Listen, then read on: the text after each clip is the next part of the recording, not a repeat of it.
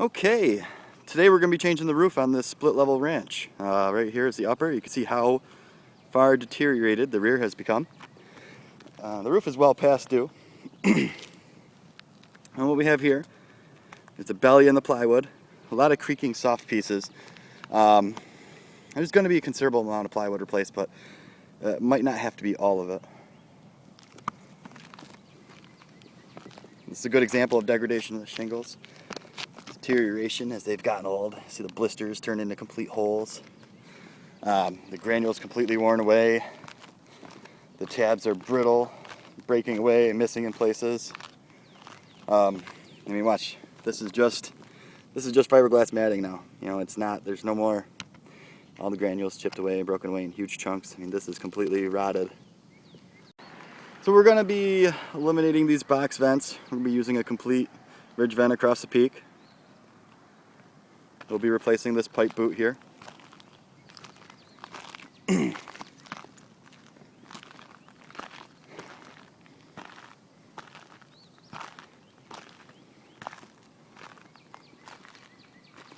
Tons of shingles missing. This one's a leaker. You see right down to the wood right here.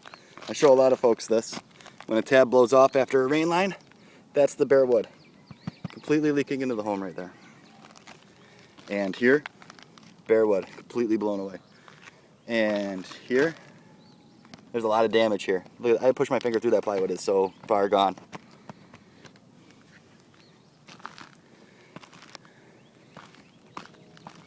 This is the north side. Has the algae streaking, doesn't have as much weathering. Shingles are still swollen and exceeding their life, you can see right here. Very brittle, chunking right away.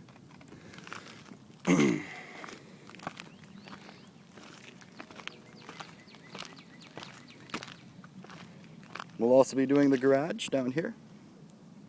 Box vents will be replaced. We will not be doing the tin roof. We'll be doing the shingles all the way to it. We'll be flashing around the chimney.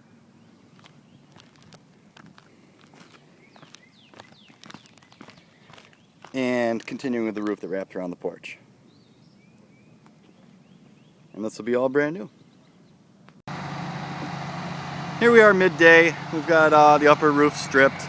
The ground's all cleaned up. There's a little bit of debris to be picked up. There can be some plywood being replaced up there.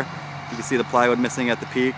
And we have our delivery truck setting some of our supply on the ground, some of the supply on the roof. It makes it a little bit faster and easier on the guys if we get the supply up onto the roof. That way they're not what we call bumping one bundle at a time up the ladder, wearing them out, and they're useless. They work a lot faster, a lot better, and generally pretty much appreciate this. Over here we got our dump trailer where all the debris is going. You see it's nice and neat there. The rest of the yard, our sod station. And that's it. We'll be breaking here pretty soon, going to lunch. Then we're going to prep it in and start shingling. Here we are at the end of day one. We generally be a little bit further. This should be shingled up here. But you see it's all waterproofed in with the ice and water barrier and the felt. We have some shingles to hold everything down. We'll be stripping the garage tomorrow, finishing the shingling up there. The shingling on the back is done. We've sistered the studs and replaced the plywood. One in the corner up here, several along the top edge. So with a couple of delays that pushed the work a little bit longer than we like, but we're wrapping up, everything's watertight. We'll be back tomorrow morning, we'll finish this house off. And here we are, just after lunch, day 3. We have the roof completely done. Whole new roof is on, ridge vents up there, ridge vents up there. We have the grounds clean, and we'll go take a quick look at that to demonstrate how clean the grounds are.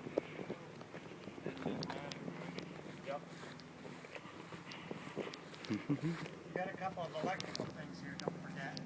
Yep.